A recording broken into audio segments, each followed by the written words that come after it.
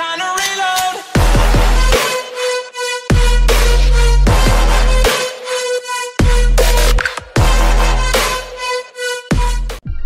bro. Bismillahirrahmanirrahim. Assalamualaikum warahmatullahi wabarakatuh. Waalaikumsalam warahmatullahi wabarakatuh. Ya, kembali lagi di segmen Nobar.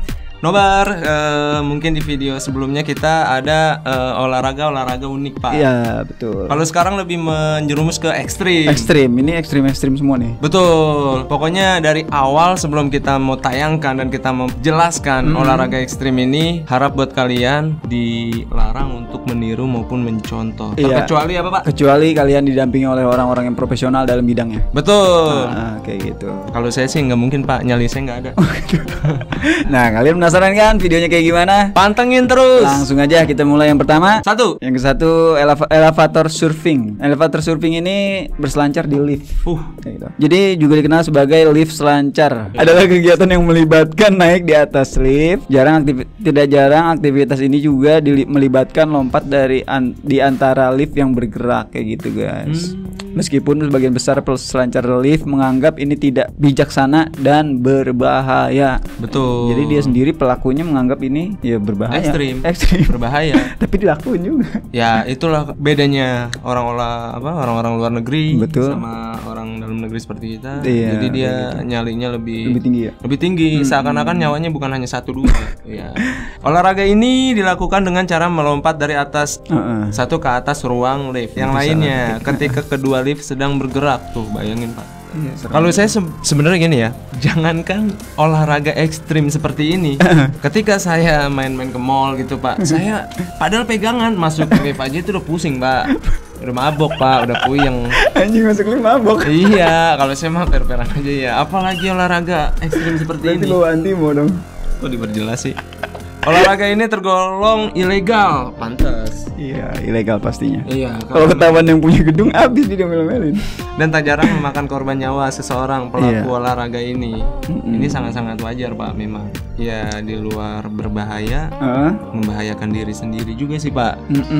Yang dikhawatirkan nanti membahayakan orang lain juga. Iya betul. Sekali lagi jangan pernah ditiru maupun dicontoh. Kalau ini ilegal, ini cuma sekedar informasi aja guys. Karena kita cuma berbagi informasi buat kalian yang belum tahu. Lanjut Pak. Oke, jadi elevator surfing biasa dilakukan di gedung-gedung tinggi yang memiliki banyak lantai, gedung pencakar langit atau kampus. Surfer harus datang di pagi hari dan membuka langit-langit lift untuk menaikinya. Ketika lift mulai berjalan naik turun, para surfer mulai melakukan aksinya. Tidak ada perlengkapan khusus yang diperlukan olahraga ini, hanya memerlukan sepatu olahraga yang biasa, fisik, memodal nekat. Saya tambahin lagi satu Pak. Makanya para surfer memperhitungkan resiko jatuh dari lift atau tertabrak lift sebelum melakukan aksinya. Jadi kayak gitu guys. Ini memang lebih menguji nyali banget. Wah ekstrim banget sih ini. Oke lanjut untuk video yang kedua. Video yang kedua apa Pak? Nah yang kedua ini slacklining. Slacklining adalah olahraga untuk melatih keseimbangan dengan cara berjalan di atas tali. Wah seru juga sih. Yang biasanya menggunakan nilon atau polister anyaman yang dikencangkan antara dua titik jangkar. Biasanya tali tersebut lebih familiar disebut band atau webbing. Oke, meskipun di sini ada pengamannya, ada yang enggak juga sih. Ada yang enggak juga. Itu kalau itu kan pendek Pak. Kalau ini cuma lompat-lompatan doang. Pocong juga bisa. Oke, yang tadi yang kayak dibentangkan tali di bukit. Ya meskipun mungkin ada pengamannya, ya kembali lagi ke nyali Pak. Kalau saya sih jangankan olahraga ekstrim seperti itu kan, tali yang dibentangkan di bukit yang bisa kita lihat ya kan, wah gimana bawahnya gitu kan. Saya suruh benerin genteng sama saya masih ngelawan Pak. Iya dasar anak durhaka. Oke, sejak 2010 kelompok federasi telah mencoba untuk membangunkan track climbing sebagai olahraga kompetitif. Iya betul. Melompat dan trik lainnya dihakimi menurut 5 kriteria. Di antaranya kesulitan, teknik, keragaman, amplitudo, dalam kurung melompat dan kinerja. Ya betul. Ya sebenarnya sih ada satu yang kurang Pak. Apa tuh? Ini lebih konsentrasi ke pikiran Pak. Oh iya. Iyalah, udah pasti kan fokus. Kalau nggak fokus bisa mengakibatkan kerugian dari dirinya. Iya, kalau misalnya jatuh sakit itu. Ya seenggaknya ya koreng-koreng mah pasti. Iya. Jadi lebar dari tali itu sendiri juga beragam. Namun sangat disarankan untuk menggunakan ukuran 2,5 hingga 3,5 cm. Tentunya tidak mudah untuk langsung bisa menguasainya. Anda harus terbiasa dengan keseimbangan tubuh Anda sendiri. Tuh, kembali lagi emang wajib latihan, Pak. Latihan, iya. Penting banget. Apapun profesi orang-orang di sana gitu kan, itu memang latihan. Nggak boleh sembarangan asal. Ya betul. Di Indonesia olahraga ini diawali oleh seorang pemuda asal Banteng, Arka Setiawan. Nah, di Indonesia udah ada, guys. Udah banyak juga kayaknya, ada komunitasnya juga. Betul. Arka sudah mengenal slacklining sejak tahun 2008. Pada saat ini ia menempuh pendidikan di Jerman. Wah, pantesan. Mungkin tahu olahraga ini dari sana juga. Betul. Pulang dari Jerman, Arka bermain slackline bersama dengan teman-temannya dekatnya. Kalau dia membawa ke sini gitu. Iya, dia itu lebih mengembangkan di negara kita. Ya kalau seandainya Bapak yang pulang dari Jerman terus ngajak saya main-main olahraga ekstrim seperti itu, buat saya sih apa ya? Nggak mau. Bukan gak mau, Pak. Kenapa? Emang gak ada permainan yang lain gitu kan. Udah orang susah makin susah. Bapak jangan mainnya kocok mulu apa? Kelereng sama layangan. Sekali-kali main yang kayak gini gitu, biar lebih kelihatan lebih menantang gitu kan. Oke, lanjut. Yang ketiga kita masih punya yang lebih ekstrim lagi, guys. Oke. Video ketiga berjudul Street Luge. Street Luge adalah aktivitas bertenaga gravitasi ekstrim mengendarai papan luge, menyusuri jalan beraspal dan jalan menurun. Nah, Street Luge ini juga dikenal sebagai plain luge. Jalanan sering dilakukan untuk olahraga dan rekreasi. Iya, tadi saya juga sebelum lihat ininya saya lihat dari papannya aja itu emang hampir mirip, Pak, papan skateboard. Iya betul, hampir sama ya. Hampir sama, tapi ini lebih menantang. Lebih menantang, dia kayak duduk gitu kan, berbaring di papan itu. Dan ini juga bukan sembarangan untuk asal turun dan main ini, Pak. Dia pasti punya teknik tersendiri. Betul, harus belum untuk pengeremannya gitu kan. Betul. Ya kalau saya sih ini tinggal ngusruk. Kalau kita biasanya di sini pakai gelembung pisang di tanah ini kan. Oke, olahraga street league lahir di California Selatan sebagai permainan skateboard menuruni bukit. Mereka menemukan bahwa bisa mencapai kecepatan lebih cepat dengan berbaring di skateboard mereka. Jadi kalau dia berbaring lebih cepat dibanding dia diri kayaknya. Iya, ini kayaknya, Pak, gini. Ini untuk kecepatannya aja berapa kilo per meter?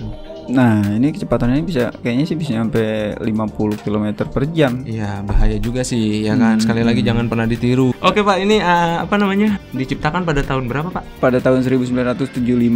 Event balap profesional pertama diadakan di Signal Hill, California, dan diselenggarakan oleh US Skateboard Association. Pemenang lomba ini didasarkan pada kecepatan. Papan yang digunakan dalam lomba ini bervariasi, Pak. Oh gitu. Ya, ada dari skateboard dasar untuk mobil meluncur kompleks, di mana pengendara benar-benar tertutup oleh plastik atau fiberglass. Ya, mungkin salah satu alat pengaman juga, Pak. Iya betul. Ya. Selain papan yang terbuat dari besi, kayu, aluminium, dan serat karbon, luger juga membutuhkan baju balap dan sarung tangan kulit serta helm. Wah.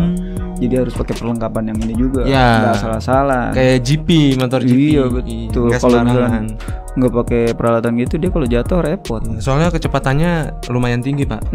Benar. Karena bisa mengakibatkan mulai dari goresan sampai patah tulang kalau misalnya jatuh. Itu pasti, Pak. Waduh. Apalagi kalau pada nubruk. Iya, makanya ekstrim banget kan. Oke, kita masih ada video yang keempat. Video keempat adalah base jumping. Iya, betul. Base jumping adalah olahraga yang berisiko tinggi. Meskipun memiliki risiko yang tinggi, olahraga ini banyak diminati oleh para pencinta olahraga ekstrim. Jadi base jumping ini tidak menggunakan pengaman apa-apa. Oh, dia nggak pakai pengaman apa-apa, tapi para pemain hanya bergantung pada parasut yang dibawa kayak gitu.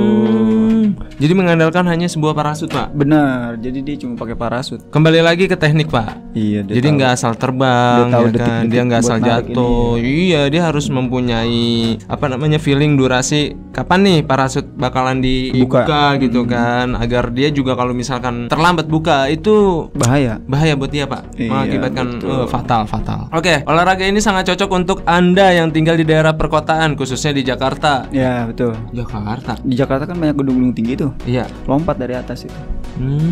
Tapi saya nggak ngebayangin, panasnya aja minta ampun, ya kan. Oke, base jumping termasuk salah satu olahraga paling berbahaya di dunia. Wih, ini udah pasti, Pak. Paling berbahaya di dunia. Mungkin salah satu yang legal juga ya. Legal ya? Legal. Kalau ini legal, cuman dia yaitu orang-orang yang tertentu doang yang bisa Oke. Yang mau ngikut olahraga ekstrim kayak gini yang punya adrenalin yang tinggi gitu. Iyalah. Nah, dilaporkan bahwa terjadi 1 kematian untuk setiap 2.317 lompatan kayak gitu guys. Sangat diwajarkan Pak. Jatuh dari puncapi aja sakit Pak. Sebenarnya olahraga ini hampir mirip dengan terjun payung, hanya saja waktu pendaratan yang jauh lebih singkat sehingga meningkatkan resiko kegagalan dalam mengembangkan parasut saat mendarat kayak gitu. Betul, benar kata yang tadi kita bilang, ya kan? Jadi dia itu harus punya feeling yang kuat. Iya. Dia itu harus punya durasi kapan harus membuka parasut itu. Oke, kita langsung ke Next. video selanjutnya guys. Video kelima. Ya. Video kelima tentang olahraga ekstrim apa Pak? Ekstrim juga. Nah, ini udah banyak yang lakuin di Indonesia kayaknya. Oh ini yang sering-sering rebut istri orang ya Pak? Apa tuh? Oh itu pelakor. Oh pelakor. Kalau ini parkour. Oh. Parkour. Ya, parkour ini mempunyai arti bergerak dan berpindah dari poin A ke poin B seefisien dan secepat mungkin. Yang menggunakan prinsip dari parkour mengedepankan keindahan bergerak sekaligus diimbangi oleh kemampuan dari tubuh manusia itu sendiri. Oke, mungkin olahraga ekstrim yang ini banyak juga diminati oleh kalangan pemuda-pemuda. Iya. Banyak juga sih saya sering lihat video ini Pak. Anak-anak muda dia itu selain ekstrim ya memang benar-benar menantang nyali mereka. Menantang. Ya minusnya itu. Apa tuh? Kembali lagi ketika mereka salah lompat maupun jadi kecelakaan jatuh itu patah tulang udah pasti Pak. Resikonya tinggi juga. Ya, resiko tinggi. Nggak pakai pengaman bos soalnya. Tapi ketika berhasil itulah kepuasan seseorang yang memiliki hobi ekstrim. Betul. Sebenarnya parkour sudah ada sejak dulu, tapi parkour dideskripsikan dan dikenalkan ke seluruh dunia oleh seorang pria berkebangsaan apa Pak? Prancis. Ya, yang dikenal dengan nama David Bill. Iya. Oke, dialah yang telah memperkenalkan olahraga ini ke seluruh dunia yang awalnya hanya berkembang di Prancis, Pak. Iya, awalnya berarti sono ya di Prancis ya. Iya, berarti ini orang sejarawan juga. Sejarawan ya. Dia yang menciptakan olahraga ini. Gitu. Dia nyoba-nyoba kayaknya awalnya. Betul. Terus banyak yang ngikutin dah. Gitu. Ya. Namun jauh sebelum itu ada seorang pelaut Prancis pada abad 19 bernama Georges Hebert yang mengembangkan metode latihan yang mampu mengeluarkan energi manusia yang tersembunyi dalam tubuhnya kayak gitu guys. Nah, selain menyehatkan meskipun agak ekstrim, olahraga parkour ini memiliki nilai kehidupan diantaranya 1. Iya, seni menghadapi semua masalah dalam trek kehidupan aja. Oke, 2 melawan rasa takut ya. Ini saya setuju yang sama 2 Pak. Melawan rasa takut. Ya karena nyali kembali lagi. Ya, yang ketiga bangkit dari kegagalan. Jadi kalau jatuh kan dia bangun lagi. Betul. Itu filosofi kehidupannya, kalau kita gagal kita harus bangkit. Oh, itu kayaknya banyak orang yang pakai orang-orang kalangan sukses ya. Iya, itu. Kalau di daerah kita apa Pak? Bangkit dalam kubur. Bangkit dalam kubur mah film Indonesia. Oke, yang keempat adalah fleksibilitas dan fluiditas. Iya. Oke. Fleksibel. Ada juga nih yang kelima Pak. Yang kelima kreatif dan kebebasan. Oke. Ini yang banyak dicari orang. Betul, karena dia mungkin di lingkungan keluarganya ya kan dia broken home ya. Broken home. Ya dia daripada stres atau segala macem ya kan dia itu meluapkan bosen dia, rasa tertekan dia ya kan dengan olahraga ini. Betul. Memang apapun olahraga yang ekstrim itu pasti ada positif plus negatifnya ada. Negatifnya resiko kan, lebih ke resiko kalau olahraga ekstrim. Sebenarnya ini juga olahraga mahal sih Pak. Mahal. Zaman sekarang ngurut nggak ada yang murah. Iya benar juga. Oke guys, lanjut masih ya. Udah. Udah. Iya. Oh, nggak kerasa ternyata. Nggak kerasa. Kita tuh saking serunya membawakan video-video yang ekstrim buat kalian para subscriber dan para viewers kita. Mungkin kalian pun yang nonton seperti itu ya, gitu. Jadi jangan bosan-bosan lihat nih videonya nih. Ya mungkin ada sedikit baiknya kalian ambil, tapi sisi enggak baiknya jangan diambil gitu kan. Apalagi ini kan dibilang kalangan olahraga yang ekstrim ini. Jadi yang sebelum kita lanjut ke video ini gitu kan, kita sebelumnya dari awal udah bilang jangan mencontoh maupun mencoba atau melakukan tanpa didampingi sama orang yang profesional karena lebih bahaya. Ya, apalagi kan kalau kita nggak tahu tekniknya Pak. Iyalah. Kayak nge-gym aja kita nggak tahu teknik, pada bengkak badan, pada sakit gitu. Iya, bukan pada gede otot malah jadi pada sakit, pada encok kayak gitu aja video kita dari segmen nobar kali ini. Betul. Buat kalian yang seneng nonton video-video kayak gini, bisa kalian komentar di bawah. Atau kalian mau request video apa, boleh komentar di bawah. Boleh komentar di bawah. Atau kalian punya referensi video-video unik, video lucu, boleh kalian kirim ke email yang ada di layar kaca ini maupun Instagram kita. Benar. Ya mungkin kalau kalian mau menambah amal boleh ya kan.